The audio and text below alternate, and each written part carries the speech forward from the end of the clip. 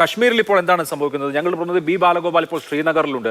ബാലു, ശ്രീനഗറിൽ എത്തിയത് മുതലുള്ള അനുഭവങ്ങൾ എന്താണ്? നമ്മൾ അഭൂതപൂർവമായ രംഗങ്ങൾ രാവിലെ കണ്ടു. വിവിധ സംഘടനകൾ PDPയും അതുപോലെ തന്നെ എഞ്ചിനീയർ റാഷിദിന്റെ പാർട്ടിയും നാഷണൽ കോൺഫറൻസും അടക്കം തെരുവിലിറങ്ങുകയും ഈ അറ്റാക്ക്, ഈ ആക്രമണം ഞങ്ങൾക്കെതിരെയാണ് എന്ന് പ്രഖ്യാപിച്ചുകൊണ്ട് പ്രകടനം നടത്തുകയും ഒക്കെ ചെയ്യുന്നത് കണ്ടു. ഭീകരവാദികൾക്കെതിരെ അതിശക്തമായ ജനരോഷം ശ്രീനഗറിൽ മാത്രമല്ല വാലിയിലെമ്പാടും ഉണ്ട് എന്ന് നമുക്ക് സാമാന്യമായി മനസ്സിലാക്കാം. അവിടുത്തെ ജനങ്ങളുമായി സംസാരിക്കുമ്പോൾ എന്താണ്, നേരത്തെ ഒരു ഓട്ടോ ഡ്രൈവറുമായിട്ടൊക്കെ സംസാരിക്കുന്നത് കണ്ടിരുന്നു. എന്താണ് അവിടുത്തെ ജനങ്ങളുമായി സംസാരിക്കുമ്പോൾ അവർക്ക് ഈ ഭീകരതയോടുള്ള അവരുടെ റെസ്പോൺസ് എന്താണ്?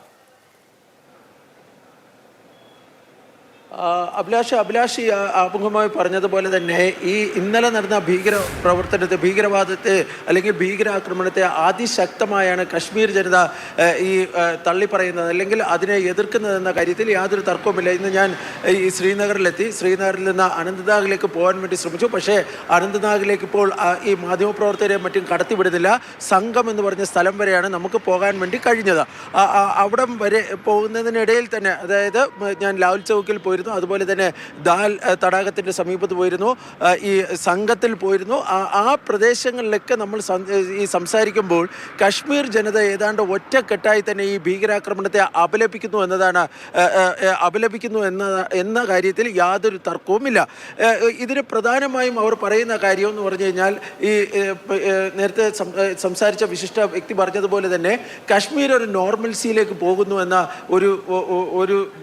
ഒരു ഫീലിംഗ് പൊതുവെ ഉണ്ടായിട്ടുണ്ടായിരുന്നു. അതുകൊണ്ട് തന്നെ ഈ കശ്മീർ താഴ്വരയിലേക്ക് വിനോദസഞ്ചാരികളുടെയൊക്കെ ഒരു വലിയ കുത്തൊഴുക്കാണ് ഉണ്ടായിരുന്നത്. അത് അവിടുത്തെ എക്കോണമിയിൽ കാര്യമായ തോതിലുള്ള ഈ ചലനങ്ങൾ സൃഷ്ടിക്കുകയുമൊക്കെ ചെയ്തിരുന്നു. യുവാക്കൾക്ക് തൊഴിൽ ലഭിക്കുന്നു, അതുപോലെ തന്നെ പുതിയ ജോബ് ഓപ്പർച്യൂണിറ്റീസ് ഉണ്ടാകുന്നു, പുതിയ വ്യവസായം എന്ന് പറഞ്ഞാൽ ടൂറിസം അധിഷ്ഠിത വ്യവസായങ്ങളൊക്കെ വരുന്നു. അങ്ങനെ ഒരു പുതിയ കശ്മീരിലേക്ക് കടന്ന് അല്ലെങ്കിൽ ആ പ്രയാണത്തിലായിരുന്നു കശ്മീർ എന്നതായിരുന്നു യാഥാർത്ഥ്യം. അവിടെയാണ് തികച്ചും അപ്രതീക്ഷിതമായി ഈ ഭീകരാക്രമണം ഉണ്ടായിരിക്കുന്നത്. ആ ഭീകരാക്രമണം വീണ്ടും ശ്രീനഗറിനെയും അതുപോലെ തന്നെ കശ്മീരിനെയും ഒക്കെ അതിൻ്റെ കറുത്ത നാളുകളിലേക്ക് കൊണ്ടുപോകുമോ എന്ന ആശങ്ക ജനങ്ങൾക്കുണ്ട് എന്നതാണ് യാഥാർത്ഥ്യം. അതുകൊണ്ടാണ് ഇന്ന് ഒറ്റക്കെട്ടായി കശ്മീർ ജനത ഈ ഭീകരാക്രമണത്തെ അപലപിക്കാൻ വേണ്ടി തെരുവുകളിൽ ഒറ്റക്കെട്ടായി രംഗത്തിറങ്ങുന്നത് നമുക്ക് കാണാൻ വേണ്ടി കഴിഞ്ഞത്.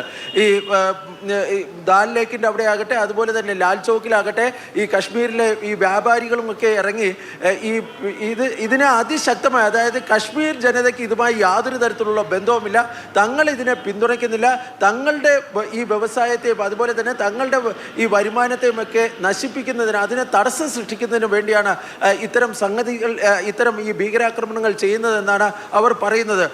അതൊരു വലിയൊരു കാര്യമാണ്. കാരണം എന്ന് പറഞ്ഞു കഴിഞ്ഞാൽ മുമ്പൊക്കെ ഈ ഇത്ര പരസ്യമായിട്ട് ഭീകര പ്രവർത്തനങ്ങളെയൊക്കെ കശ്മീർ ജനത തള്ളിപ്പറയുമോ എന്ന് എനിക്കറിയില്ല.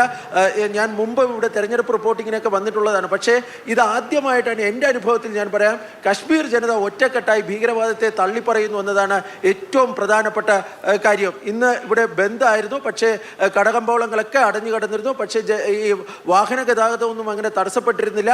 ഇവിടെ കുടുങ്ങി പോയിരുന്ന കുറച്ച് ഈ വിനോദസഞ്ചാരികളൊക്കെ ഉണ്ടായിരുന്നു. അവരെയൊക്കെ അവരവരുടെ നാടുകളിൽ എത്തിക്കുന്നതിന് സർക്കാരും നാട്ടുകാരുമൊക്കെ ഒരുമിച്ച് രംഗത്തിറങ്ങുന്നത് നമുക്ക് കാണാൻ വേണ്ടി കഴിയുമായിരുന്നു. അതിനോടൊപ്പം തന്നെ എനിക്ക് പറയേണ്ട ഒരു കാര്യം, ഇവിടെ നിന്ന് കുറേ പേരൊക്കെ പോവുകയാണെങ്കിലും ഇഷ്ടംപോലെ പേര് കശ്മീരിലേക്ക് വരുന്നു എന്നത് യാഥാർത്ഥ്യമാണ്. കാരണം ഞങ്ങളൊക്കെ രാവിലെ ഡൽഹിയിൽ നിന്ന് ഇങ്ങോട്ടേക്ക് വരുന്ന ഫ്ലൈറ്റൊക്കെ ഫുള്ളായിരുന്നു. സാധാരണ ഒരു ഭീകരാക്രമണമൊക്കെ ഉണ്ടായെന്ന് അറിഞ്ഞു കഴിഞ്ഞാൽ ഈ ആൾക്കാരൊക്കെ ഈ നമ്മളുൾപ്പെടെ ഉള്ളവർ അവരുടെ യാത്രയൊക്കെ ചിലപ്പോൾ റദ്ദാക്കുക അല്ലെങ്കിൽ അത് ക്യാൻസൽ ചെയ്യാനൊക്കെ ആയിരിക്കും ശ്രമിക്കുന്നത്. പക്ഷേ ഇന്ന് ശ്രീനഗറിൽ ഇറങ്ങിയ ഏറെക്കുറെ എല്ലാ വിമാനങ്ങളും ഫുള്ളായിരുന്നു എന്നതാണ് യാഥാർത്ഥ്യം. കശ്മീരിലേക്ക് ഇപ്പോഴും ആൾക്കാരൊക്കെ വരുന്നുണ്ട്. ഇവിടെ ഒരു നോർമൽസി, കഴിഞ്ഞ 24 മണിക്കൂറിന് മുമ്പ് ഉണ്ടായ ഒരു ഭീകരാക്രമണം, ഇന്ന് രാവിലെ അതിൻ്റെ ഒരു ലാഞ്ചനയൊക്കെ കാണാമായിരുന്നു. പക്ഷേ നമുക്ക് കാണാം, ഈ വൈകിയ നേരത്ത് പോലും റോഡൊക്കെ വാഹന ഗതാഗതത്തിനൊന്നും ഒരു തടസ്സവുമില്ല. നല്ല ഈ ഒരു നോർമൽസിയിലേക്ക് കശ്മീർ മടങ്ങുന്നു എന്ന് അതൊരു പ്രധാനപ്പെട്ട കാര്യമാണ്. വളരെ ധീരമായി കാശ്മീർ ഇത്തരത്തിലുള്ള ഭീകരാക്രമണങ്ങളെ, ഇന്ത്യക്കെതിരായ ആക്രമണങ്ങളെ അതിജീവിച്ച് മടങ്ങിയെത്തുന്നു എന്നുള്ളത് ആശ്വാസകരമായ കാര്യമാണ്.